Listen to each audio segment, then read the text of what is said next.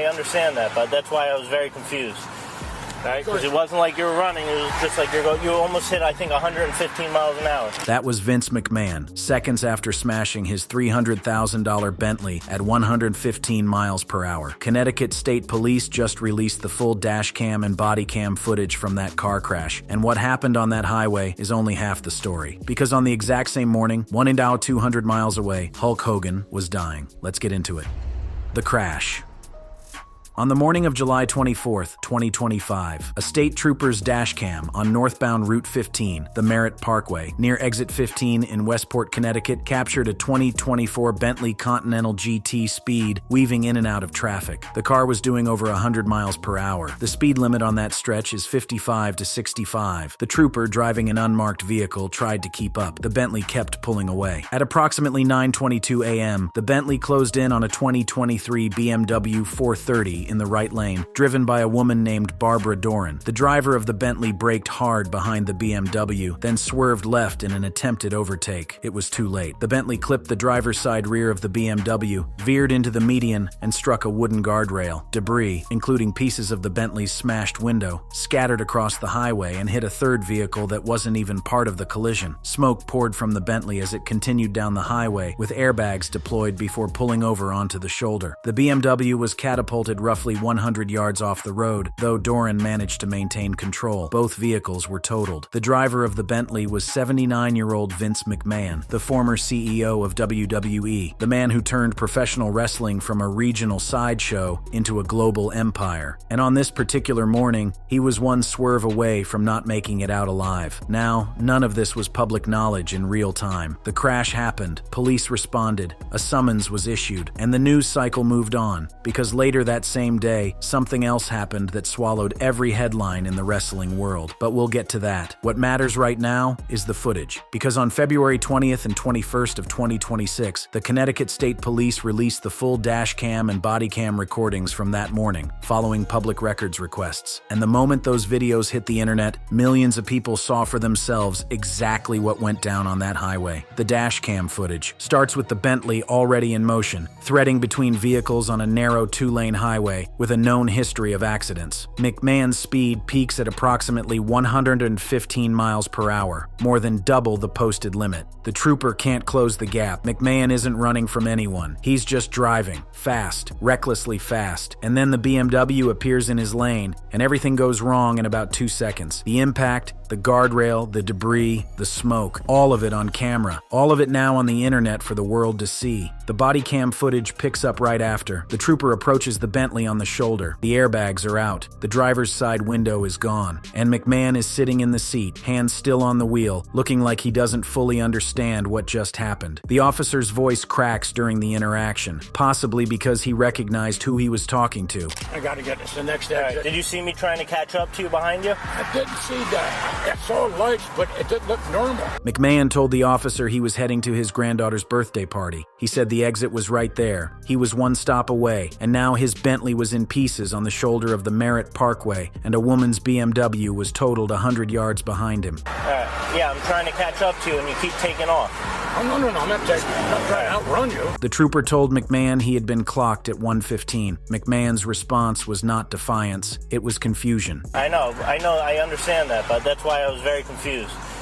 Right? Because it wasn't like you were running, it was just like you almost hit, I think, 115 miles an hour. That statement from the trooper is worth sitting with. He wasn't confused because McMahon was fleeing. He was confused because McMahon wasn't fleeing. The man was doing 115 on a public highway, not because a cop was behind him, but because that's just how he was driving. No pursuit, no chase. Just a 79-year-old man in a car he later admitted he hadn't driven in a long time, flooring it through traffic on the way to a birthday party. All right, and then you just hit someone because you weren't paying attention. Were you looking at your phone? No, I'm trying to drive. McMahon denied being on his phone. The officer pressed him, pointing out that the BMW was directly in front of him. No, I'm not looking at my phone. The person was right in front of you.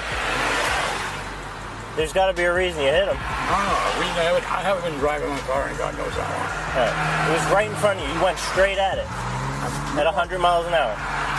That line, "I haven't been driving in a car in God knows how long," became one of the most talked about moments from the footage. Here was Vince McMahon, a man who spent decades controlling one of the biggest entertainment empires on the planet, admitting on camera that he had no business behind the wheel of a machine that could do what a Bentley Continental GT Speed can do, and the trooper, to his credit, acknowledged it plainly. The officer then asked if McMahon was experiencing a medical episode. McMahon said no, and refused an ambulance for the second time. I'm just making sure you're not having a medical condition or anything. Do you need an ambulance? No.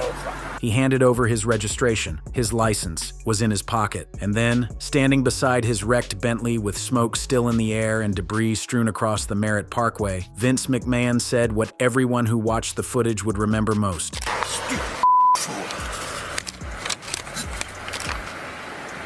I've driven this car quite some time. It's fast, I'll tell you that. And then the officer agreed, and McMahon's response landed like a punchline nobody was laughing at. Yeah, too fast. Too fast. That was the summary from the man himself. A $300,000 car he hadn't driven in months, maybe longer, pushed to 115 miles per hour on a two-lane highway by a 79-year-old who was just trying to get to a birthday party. And the only reason nobody died was because McMahon swerved at the last second and hit the BMW's left rear instead of slamming into it head-on. Barbara Doran, the woman driving the BMW, later said that last-second swerve is what saved her life. When McMahon learned that nobody was hurt, his reaction was immediate. He said, according to multiple reports, "Oh, that's a miracle." And he breathed a sigh of relief that you could hear on the body cam audio. He later walked over to Doran on the roadside and apologized. He told her the same thing he told the officers. He was going to his granddaughter's birthday. He was one exit away. He didn't mean for any of this to happen. And for what it's worth, Doran did not object when McMahon later applied for a pretrial diversion program to resolve the charges. But we're getting ahead of ourselves. Because before the courts got involved, before the lawyers made their statements, before any of that, there was a second officer on the scene, and the way he addressed McMahon told you everything about the dynamic at play. Mr. McMahon, how you doing? Hi, I'm the investigating trooper. That greeting, "Mr. McMahon, how are you doing?" set the internet on fire, because it didn't sound like a cop talking to a man who just did 115 in a 55 zone and totaled 2 cars. It sounded like a fan meeting a celebrity, and then came the confirmation. Okay. So, how you doing? I know who you are. So, Can you send out like Reddit's unit? so Trooper Robbins that was following in the unmarked vehicle said you were doing over 100 miles an hour? All right. I know who you are. That's what the investigating trooper said to the man who just caused a multi-vehicle collision at more than double the speed limit. And the tone wasn't accusatory. It wasn't stern. It was polite, almost reverent. And that distinction between how McMahon was treated and how anyone else might have been treated became one of the biggest talking points once the footage went public. But more on that later. A misdemeanor summons. All right, so I'm going to be issuing you a misdemeanor summons for reckless driving, okay? So, it's just going to take me about 10 minutes to write it up. For reckless driving, that was it. No handcuffs, no arrest, no sobriety test, no tow to a precinct. Just a piece of paper, a court date, and a handshake. I'll give you a court date, probably within 3 weeks or a month. Do you reside in Connecticut? I'm not sure. And with that, the scene on the Merritt Parkway wrapped up. McMahon was seen sitting in the back of an Escalade while the summons was finalized. Officers shook his hand. They wished his granddaughter a happy birthday, and he left. No arrest, no booking, no mugshot, just a court date in Stamford and a totaled Bentley on the shoulder of a highway. That was the crash. That was the footage. And if this was all there was to the story, it would still be one of the wildest things to come out of the wrestling world in years. But this wasn't all there was to the story. Because while Vince McMahon was standing on the side of the Merritt Parkway, calling himself a stupid fool and apologizing to the woman whose car he destroyed, something else was happening 200 miles south in Clearwater, Florida. Something that would make this day one of the most surreal dates in the history of professional wrestling. The same day, Hogan died.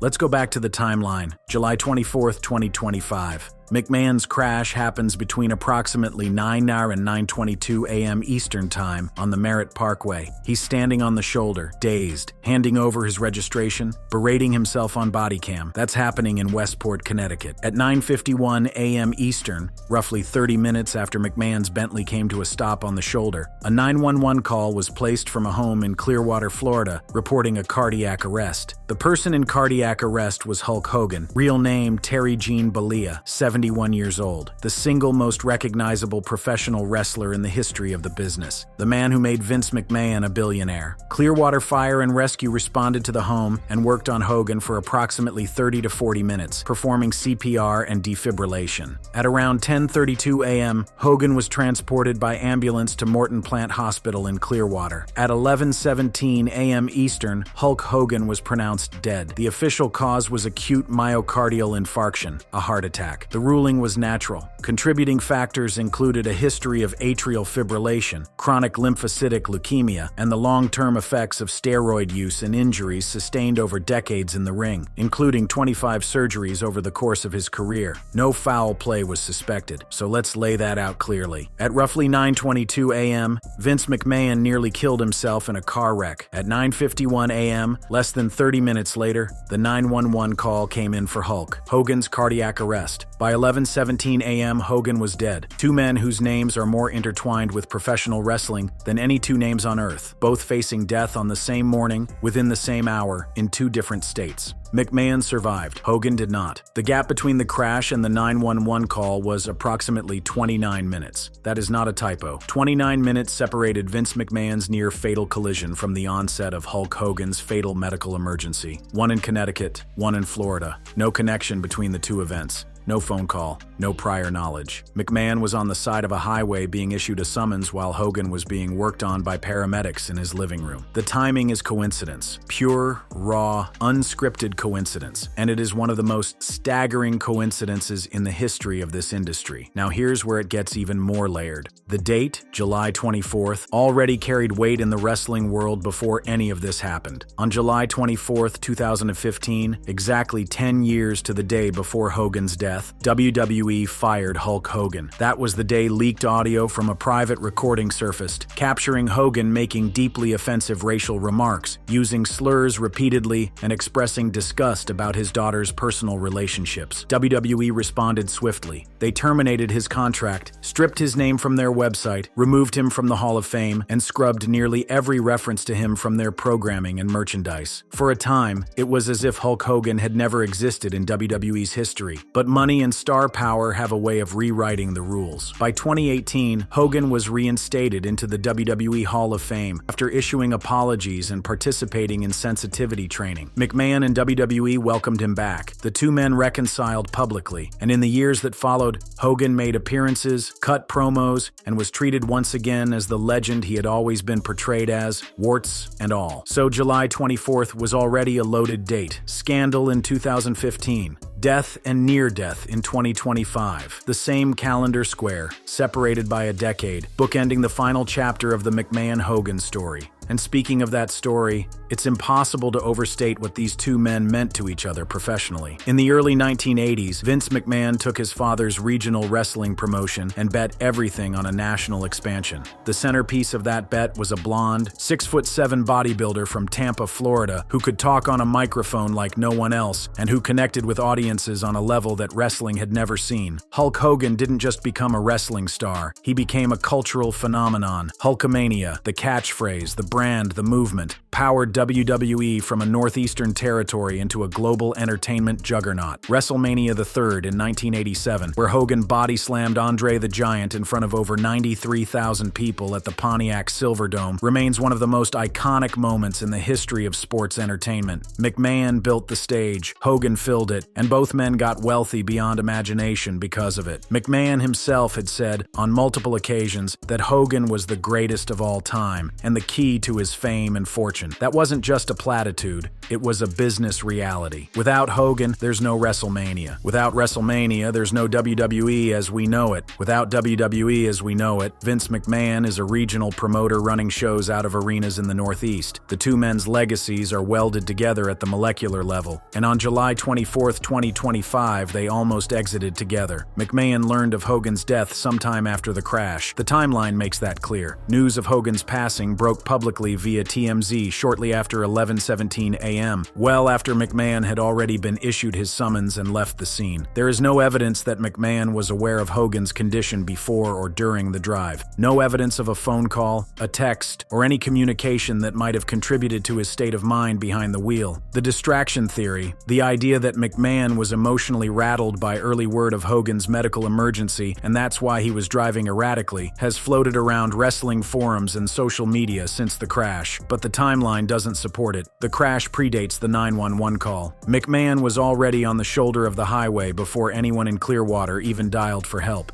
That afternoon, despite everything, the crash, the summons, the wrecked Bentley, the body cam footage, the self-directed outburst, the swerve that almost killed him, Vince McMahon posted a tribute to Hulk Hogan on X. It went up around 4 to 5 p.m. Eastern, and it read like a man who understood that the world had lost something that couldn't be replaced. The post was described across multiple outlets as heartfelt, emotional, and rare, because McMahon's X account had been quiet for months. He had largely retreated from public life amid his legal and personal challenges following his departure from WWE in 2022. But on this day, he broke that silence. Hours after nearly dying himself, he publicly mourned the man who had been instrumental to everything he built. The post received thousands of likes, reposts, and views, with one aggregator showing 3,567 likes and 14,643 views shortly after it went live. Tributes from other wrestling figures, including Ric Flair, Kurt Angle, and even President Donald Trump, flooded in alongside McMahon's. But McMahon's carried a different weight, because the man writing it had been on the other side of a near-death experience that same morning. He was writing about loss while sitting with the knowledge that he had very nearly been the second loss that day. Media coverage called the overlap horrific, odd, nuts, and surreal. Wrestling podcasts and YouTube channels described it as a tragic double blow. On Reddit, users pointed out the 2015 to 2025 date link as eerie.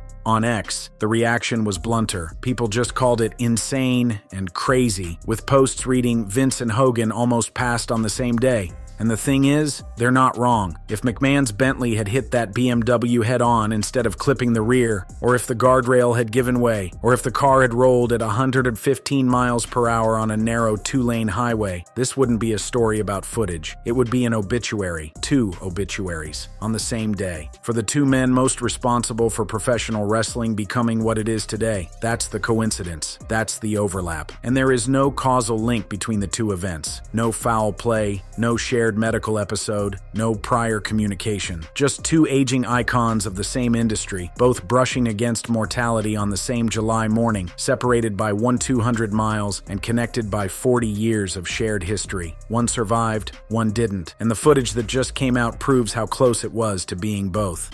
The courtroom.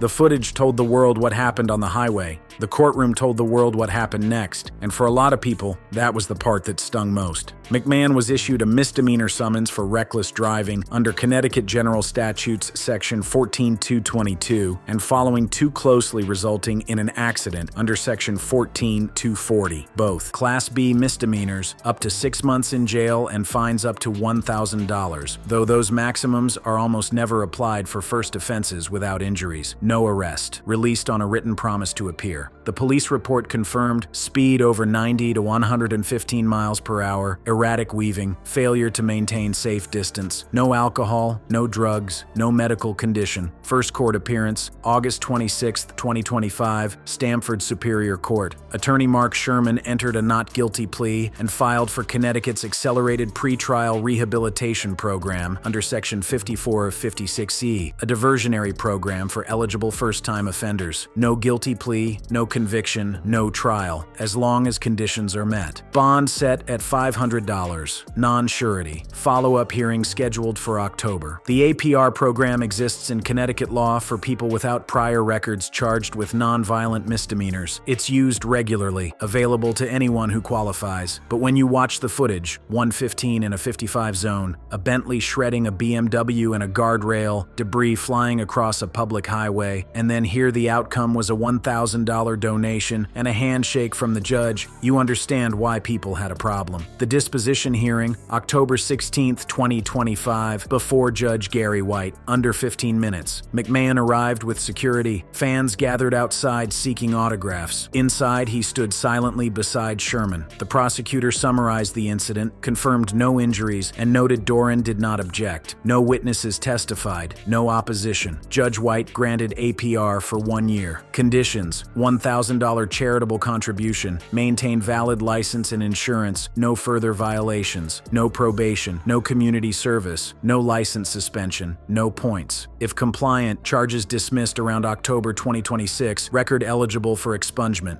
McMahon left without comment. Sherman stepped in front of cameras. So today the judge granted our motion to suspend and dismiss the case. It'll be dismissed in 1 year, fully expunged, no guilty plea.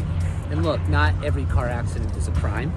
So, the judge recognized that, and, there's a path here for dismissal, and that's what happened here. Not every car accident is a crime. Technically, legally, he's right. McMahon qualified. The victims didn't object. The judge approved. And again, we're just grateful for this ruling today.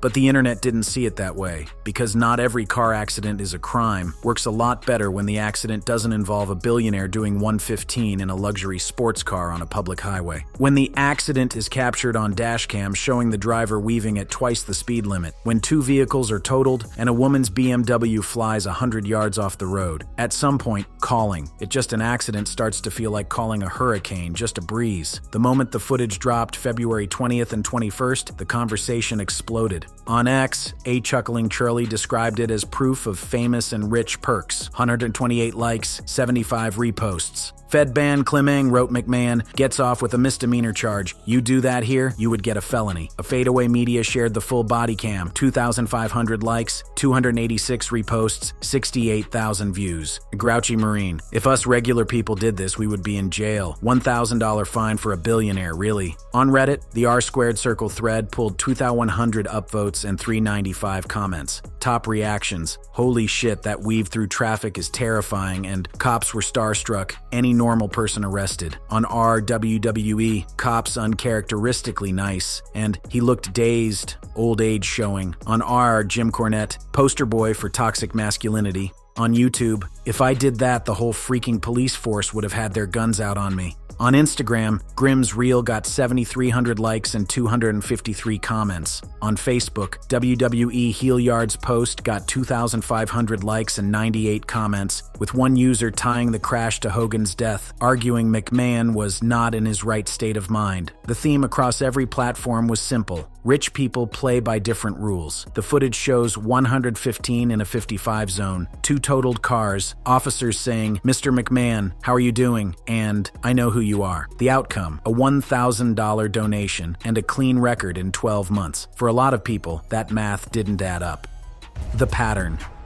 This isn't the first time people have watched McMahon walk through something that should have had consequences and come out the other side like nothing happened. The car crash footage is the latest chapter. The book has been open for a long time. In January 2024, former WWE employee Janelle Grant filed a lawsuit alleging misconduct, coercion, and trafficking by McMahon. The lawsuit also named John Laurinaitis. McMahon resigned from all remaining ties to TKO and WWE. As of February 2026, the case has moved to arbitration, behind closed doors, away from public courtrooms. No criminal charges filed. On Reddit and X, users draw direct lines between the crash footage and the Grant case, a man with unlimited resources navigating a system that bends in his direction. Crash case, diversionary program and $1,000. Grant case, arbitration and legal maneuvering. Different situations, same outcome. McMahon avoids full public accountability. In 2022, McMahon made hush money payments related to earlier allegations. Non-disclosure agreements kept details private. He stepped down as CEO and chairman, briefly returned to the board, then the Grant lawsuit forced a permanent exit. Through all of it, money moved, agreements were signed, silence was purchased. Then there's the Hogan scandal, July 24th, 2015. When the leaked audio surfaced, WWE fired him, pulled merchandise, wiped him from programming, and initially removed him from the Hall of Fame. A definitive stand. But by 2018, Hogan was reinstated. Apologies accepted. Hall of Fame restored. Fans saw it as proof that star power buys forgiveness. When Hogan died in July 2025,